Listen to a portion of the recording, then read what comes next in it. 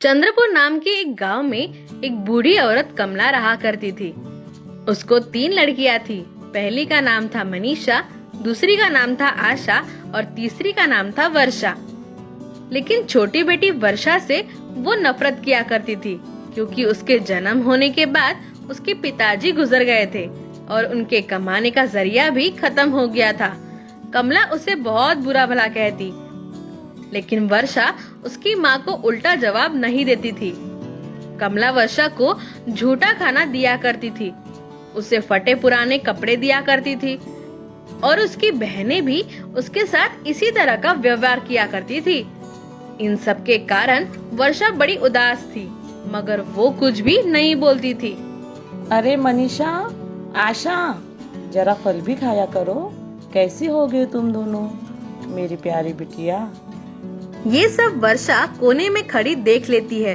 वो मन ही मन बड़ी उदास हो जाती है और बाहर जाके रोने लगती है। तभी कमला उसे आवाज लगाती है। अरे ओ वर्षा, कहाँ मर गई तुम? ये काम कौन करेगा? चल उठा ये प्लेट और लेके जा। वो झूठे फल देख के वर्षा रोने लगती है और वो सारे फल पंछियों को डाल देती है। ऐसे ही बहुत दिन बीत जाते हैं। भरपेट खाना नहीं मिलने की वजह से वर्षा की तबीयत भूख के मारे खराब हो जाती है, मगर घर के सारे काम भी उसी को ही करने पड़ते हैं। एक दिन वो हमेशा की तरह अपनी काम कर रही थी, तभी हम ये चिकन के सारे पीस खा लेते हैं और बचा हुआ वर्षा के लिए रख देते हैं। ये सही बात नहीं है, ऐसा ही करेंगे, चलो। ऐसा बोल के मनीषा और आशा वहाँ से चले जाती है और वर्षा वहाँ आती है और मजे पे पड़े खाए हुए चिकन के पीस को और खाली प्लेट को देखकर उसे बहुत बुरा लगता है। उसकी वो खाने की इच्छा भी नहीं होती। वो सारा खाना प्लेट में निकाल के कुत्तों को खिला देती है। वो एक पहाड़ी पे चली जाती है। जाते वक्त एक लकड़ी भी अपने हाथ में लेके जाती है। पहाड़ी पे जाके वो एक जगह बैठ जाती है और फूट फूट के रोने लगती है। बहुत देर हो जाने के बाद उसे वहाँ से एक आवाज आती है।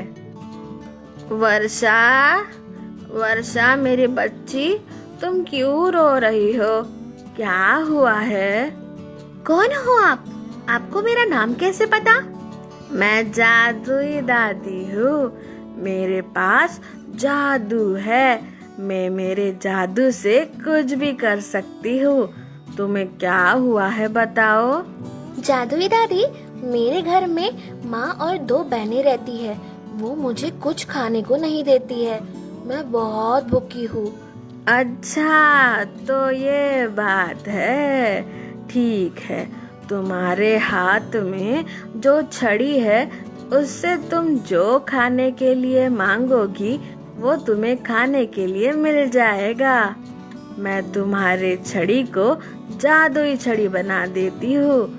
लकड़ी से मांगो जो तुम्हें खाना है। हे जादुई छड़ी, मुझे अभी के अभी चिकन बिरयानी और कुछ मीठा खाना है। तभी वो छड़ी एक माजे में बदल जाती है और वर्षा जो मांगे वो वहाँ जादू से आ जाता है और वर्षा उस खाने को बड़े चाव से खाती है और उसका पेट भर जाता है। अभी जाके ये छड़ी अपने आंगन में गाड़ दो। इसका एक बड़ा पेड़ बन जाएगा और पेड़ तुम्हें जिंदगी भर खाने के लिए देता रहेगा। ये सुनकर वर्षा बड़ी खुश हो जाती है और वहाँ से अपने घर के लिए निकल जाती है। घर जाके वो ये सारी बातें अपने बहनों को और माँ को बताती है और वो छड़ी को जमीन में गाड़ देती है। अचानक से वो छड़ी एक बड़े से जादुई झाड़ में तब्दील हो जाती है। ए जादुई झाड़, हमें खाने के लिए बिरयानी दो अभी। तभी झाड़ से प्लेट में बिरयानी का स्वादिष्ट बिरयानी बाहर आती है। ये देखकर सभी हैरान हो जाते हैं। वर्षा की बहनें और माँ उससे काफी खुश होते हैं और वर्षा को काफी प्यार करने लगते हैं। ये देखकर वर्षा भी फूली नहीं समाती।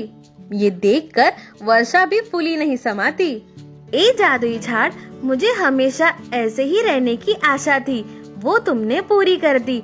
अब मैं तुमको यहाँ से कहीं नहीं जाने दूंगी और हमेशा तुम्हें पानी डाला करूंगी। ताकि तुम और बड़े हो जाओ और ताजा ताजा खाना मुझे देते रहो।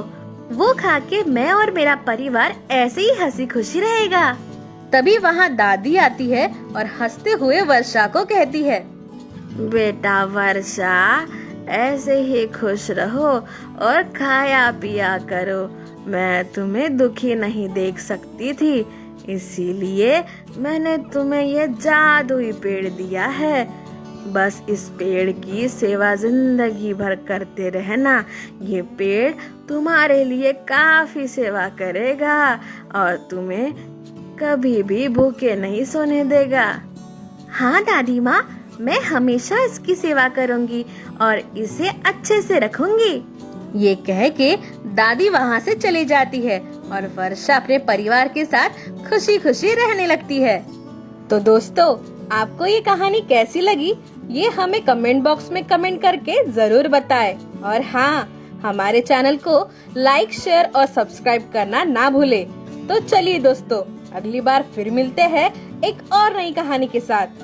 तब तक के लिए goodbye. Stay home, stay safe.